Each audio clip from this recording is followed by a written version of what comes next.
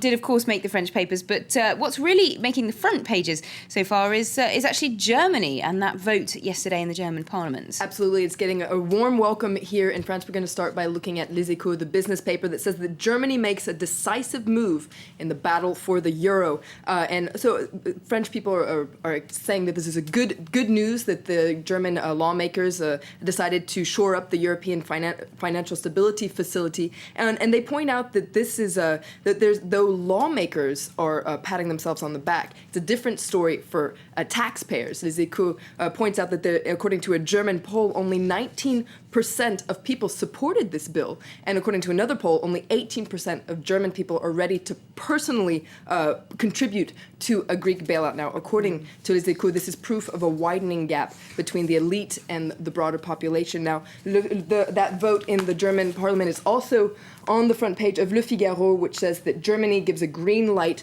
to save Greece. Now, according to Le Figaro, there's a sigh of relief in the rest of the Eurozone. And in their editorial, Le Figaro salutes Angela Merkel and says that she is a courageous politician, that says that this is a personal victory for Merkel and also a victory for the rest of Europe. It's, according to Le Figaro, this is proof that Europe can show unity in a time of need. Much needed boost for Angela Merkel there from Le Figaro. Now, sticking with Le Figaro, in fact, Nicolas Sarkozy was in Morocco yesterday and they've been covering that. Absolutely. There you can see Nicolas Sarkozy with Mohammed VI.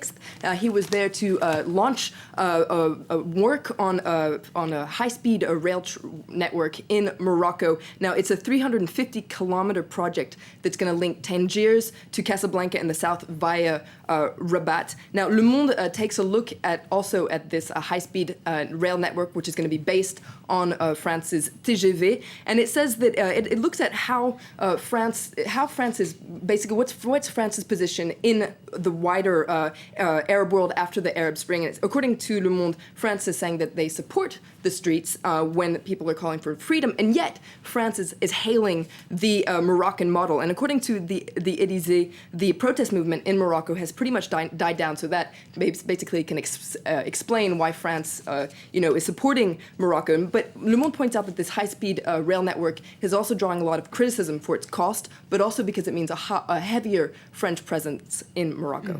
Indeed. Well, let's move on now to the more tabloid-style paper François, because they're headlining on what we were mentioning earlier on in the news bulletin, that confrontation yesterday between Tristan Banon and Dominique Strauss-Kahn. Absolutely. And there you see Tristan Banon.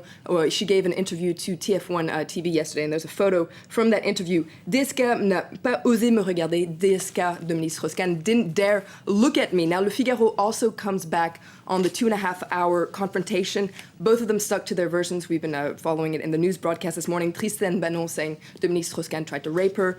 DSK's Dominique Strauss-Kahn saying that he just tried to kiss her. Now, Le Figaro comes back on some interesting details. For instance, Dominique Strauss-Kahn said that he felt emboldened by smiles from Tristan Banon back during their meeting in 2003. And the former IMF chief says that he doesn't recall an exchange of text messages they had after that meeting. According to her, he texted her saying, "Did I scare you?" So the question now is how this encounter is going to influence the courts. Indeed. Now, let's move on to a bit of information that sort of went under the radar a little bit. France has a new junior minister of expatriates. Explain a bit more about that. Absolutely. Now, this role, the junior minister of expatriates, was created back in June. Now, the first one was former judo champion David Douillet, but he's just been replaced by Edouard Courtial. Now, this new man is at the heart of a mini scandal because back in May, he signed a bill that was calling for citizenship to be removed from French citizens who aren't registered to pay taxes here in France.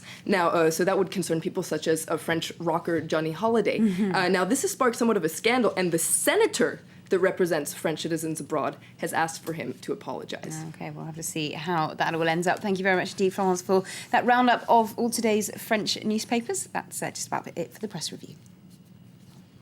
Well, still to come here on Live from Paris. Back from Afghanistan, but out of the army. What next? For too many US veterans, the answer seems to be unemployment.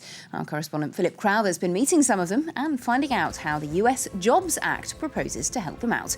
Find out more in Focus after the break. Please stay tuned.